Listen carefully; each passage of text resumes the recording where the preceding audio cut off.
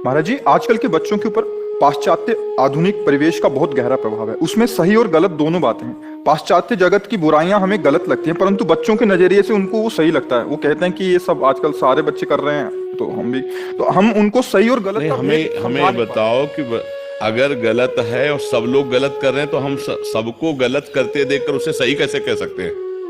आप उसे सही कैसे कह सकते हो? मान लो 10,000 लोग हैं, 10,000 गलती कर रहे हैं, तो गलती है। हम उसे सही नहीं मान सकते कि 10,000 कर रहे हैं तो वो सही है। ऐसा नहीं, मतलब ये दिमाग में मत बच्चों के बैठने दो कि सही गलत को, अगर गलत मानने भले कर रहे हैं लेकिन गलत मान रहे तो एक दिन निकल जाएंगे। अच्छा आप बताओ, आप हमारे विचारों में जरा घुसिएगा थोड़ी देर के लिए, अभी अपनी बुद्धि को लगाए, फिर उत्तर दीजिए।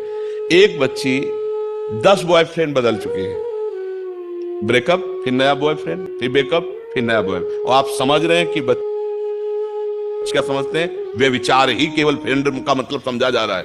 आप स्पष्ट समझिए, फ्रेंड का मतलब केवल व्यभिचार समझा जा रहा है। ऐसा नहीं कि मेरा दोस्त उन्नति को प्राप्त हो और हम दोनों माता पिता से मिलकर के फिर पाणी ग्रहण करके तब हम आगे कदम रखेंगे, ऐसा नहीं, ऐसा नहीं है। आजकल दोस्ती का मतलब ही है केवल शरीर आकर्षण, शरीर शोषण। खुली बात देख लीजिए, समझ लीजिए। आप पतिव्रत या एक पत्नी व्रत रह सकते हैं क्या? इनकी गृहस्थी कभी पवित्र रह सकती है? क्योंकि उनका स्वभाव बन चुका है। अब वो जब ब्याह भी हो जाएगा तो वो स्वभाव उनको चैन से नहीं रहने देगा।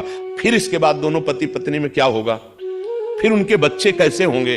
फिर उनका वातावरण बच्चों का कैसा होगा? दोस्ती को बुरा नहीं मानते, बच्चे और बच्चियां दोस्ती करें में बिल्कुल इससे कोई परेशानी नहीं है। क्योंकि स्कूल में जैसे रहे, साथ खेल रहे हैं, साथ बैठे हैं, पढ़ रहे हैं, एक दूसरे की दोस्ती का मतलब शोषण नहीं होता है। अगर तुम्हारा दोनों का यौवन अवस्था का प्रवेश हो रहा है, तुम्हारा भाव बन रहा है, तो वो भाव अपने माता पिता से व्यक्त कीजिए।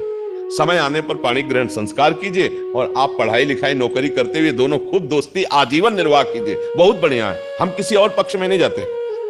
हम इस पक्ष में नहीं जा रहे कि तुम किस कुल परंपरा से हो, हम इस पक्ष में नहीं जा रहे तुम कितने धनी हो। हम कह रहे हैं यदि दोस्ती भी कर रहे हो तो माता पिता, दोनों तरफ के माता पिता की अनुमति लो, आशीर्वाद लो उनका, उनकी दृष्टि से तुम पास हो जाओ दोनों, और फिर गृहस्थी में और फिर आप संयोग करो, कोई परेशानी नहीं। लेकिन आप पहले ही भ्रष्ट हो रहे हो और इसे आप दोस्ती मान रहे हो, तो आगे चलकर तुम्हारी गृहस्थी क्या होगी?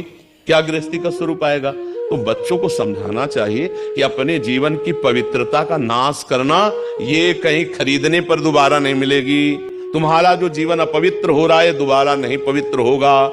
ऐसे अपवित्र विचार, अपवित्र जीवन, सांसारिक उन्नति को तुम जो उन्नति समझ रहे हो वो उन्नति नहीं है। चरित्र का नाश करने वाला कभी भी शांति को प्राप्त नहीं होता है। आज हमारे बच्चे क्यों इतना बुद्धिहीन हो रहे हैं कि अपने पावन शरीर को, अपने पावन चरित्र का महत्व ही नहीं रख रहे हैं। और आप कह रहे हो कि आज सब चलता है, तो अगर 1000 लोग गलत हो गए तो उससे हम सही का निशान लगा सकते हैं क्या?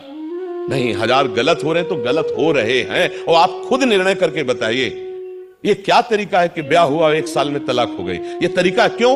क्योंकि ये तरीका ही नहीं है। नए बच्चे होते हैं, कोमल हृदय होता है, प्यार का नाटक किया गया, इसके बाद ब्लैकमेल करके दसियों उसके साथ गलत बर्ताव करते, ना वो माँ पिता से कह सकती है और ना समाज में कुछ कह सकती है, और अंततोगत्वा ऐसा तो अपने जीवन को नष्ट कर देते हैं। चाहे बच्चा हो या बच्ची हो, कितने ऐसे हैं, कितने ऐसे नौजवान बच्चे हैं जो अपने माता पिता से संकोच के कारण, भय के कारण नहीं कह सकते, अब उनको ब्लैकमेल कर रहे। चाहे लड़की ब्लैकमेल कर रही हो, चाहे लड़का ब्लैकमेल कर रहा हो, अब वो 10 बॉयफ्रेंड, 10 गर्लफ्रेंड, ये तो मतलब बहुत ही घातक जीवन का है। और चरित्रहीनता, लज्जाहीनता, पवित्रता, ये सब हमें तो कहीं भी इसमें